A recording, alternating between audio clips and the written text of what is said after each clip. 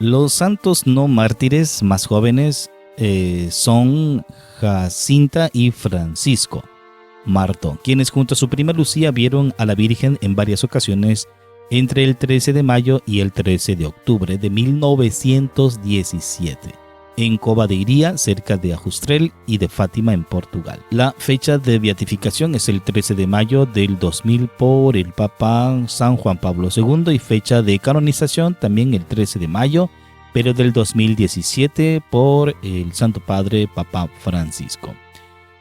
Aquí una breve semblanza. Francisco nació en 1908 y Jacinta 2 años después. Desde pequeños los hermanos aprendieron a cuidarse el uno al otro y años más tarde a hacerle compañía al campo a su prima Lucía dos Santos, quien solía hablarles de Jesús.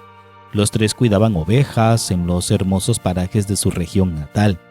Como muchos niños de su edad, pasaban gran parte del día intercalando el trabajo, indispensable para el sustento de sus empobrecidas familias, con el juego y los momentos de diversión, cuando no siempre había algún espacio para la oración.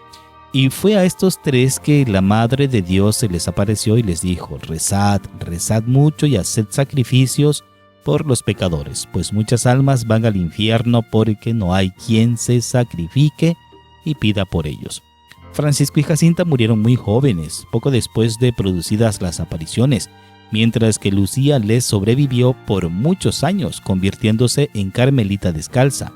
Sor Lucía dos Santos falleció el 13 de febrero del 2005 a los 97 años en el convento del Carmelo de Santa Teresa en Coimbra, Portugal.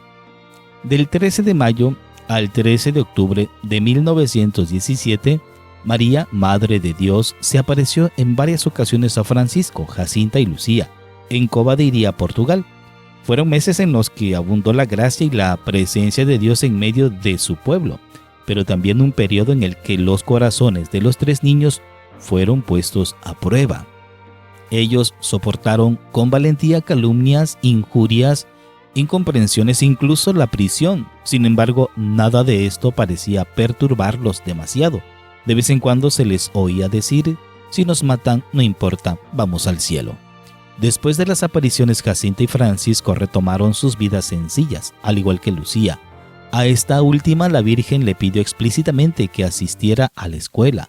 Lo propio hicieron Jacinta y Francisco cuando tuvieron edad suficiente.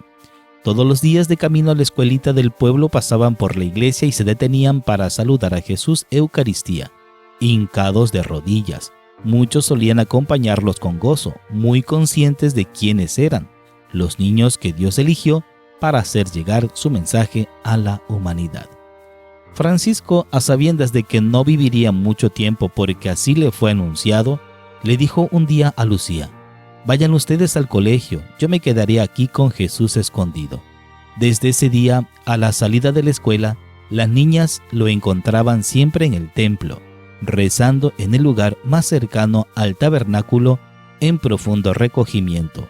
De los tres, el pequeño Francisco era el más dado a la oración, pues quería con sus rezos consolar a Dios tan ofendido por los pecados de los hombres. En una ocasión Lucía le preguntó: Francisco, ¿qué prefieres más, consolar al Señor o convertir a los pecadores? Él respondió: yo prefiero consolar al Señor. ¿No viste qué triste estaba Nuestra Señora cuando nos dijo que los hombres no deben ofender más al Señor, que está ya tan ofendido? A mí me gustaría consolar al Señor y después convertir a los pecadores para que ellos no ofendan más al Señor. Al rato prosiguió: pronto estaré en el cielo y cuando llegue voy a consolar mucho a nuestro Señor y a Nuestra Señora. Jacinta, por su lado, participaba diariamente de la Santa Misa. Su deseo era recibir la Eucaristía cuantas veces fuera posible. Todo lo ofrecía por la conversión de los pecadores y para reparar las ofensas hechas a Dios. Le atraía mucho estar con Jesús sacramentado. «Cuánto amo el estar aquí, es tanto lo que tengo que decir a Jesús», repetía. Poco después de la cuarta aparición, Jacinta encontró una cuerda. Los niños acordaron cortarla en tres y ceñírsela a la cintura, sobre la piel, como expresión de sacrificio y mortificación. Esto les causaba un gran dolor, según contaría Lucía muchos años después. La Virgen entonces los consoló diciéndoles que Jesús estaba muy contento con sus sacrificios, pero que no quería que durmieran más con la cuerda, y así lo hicieron. A Jacinta se le concedió la visión de los sufrimientos del sumo pontífice. Yo lo he visto en una casa muy grande, arrodillado, con el rostro entre las manos, y lloraba.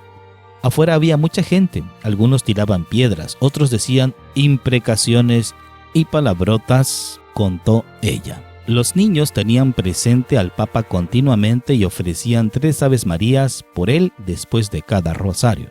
Su cercanía con la Madre de Dios había fortalecido inmensamente el poder intercesor de sus oraciones. Muchas personas, a veces familias enteras, acudían a ellos para que llevaran sus intenciones a la Virgen y ella obraba.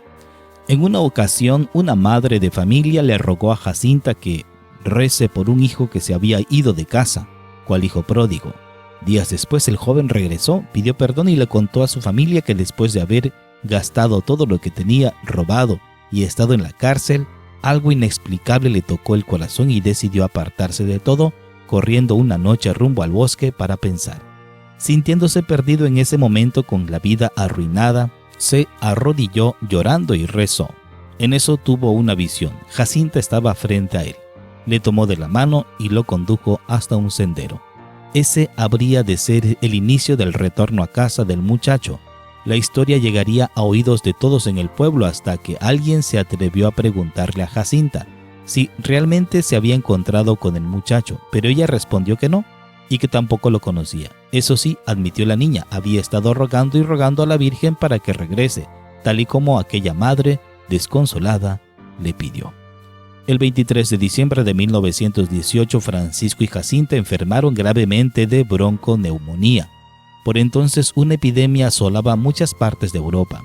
El buen Francisco se fue deteriorando poco a poco en las semanas siguientes. Pidió recibir la primera comunión, para la que se preparó con ahínco. Aún enfermo, guardó el ayuno con diligencia y se alistó para confesarse. La paz que irradiaba el día de su primera confesión contagió a todos a su alrededor. Yo me voy al paraíso, pero desde allí pediré mucho a Jesús y a la Virgen para que os lleve también pronto allá arriba, le dijo Francisco a Lucía y Jacinta. Al día siguiente, el 4 de abril de 1919, el niño partió a la casa del padre. Jacinta sufrió mucho por la muerte de su hermano. Mientras tanto, su propia enfermedad se iba agravando. Llegó el día en que tuvo que ser llevada al hospital de Vilanova. De aquel lugar volvería a casa con una llaga en el pecho.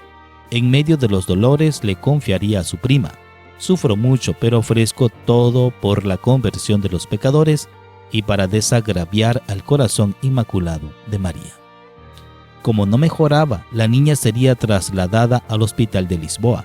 Antes de partir, alcanzó a decirle a su prima Lucía: ya falta poco para irme al cielo. Di a toda la gente que Dios nos concede las gracias por medio del Inmaculado Corazón de María.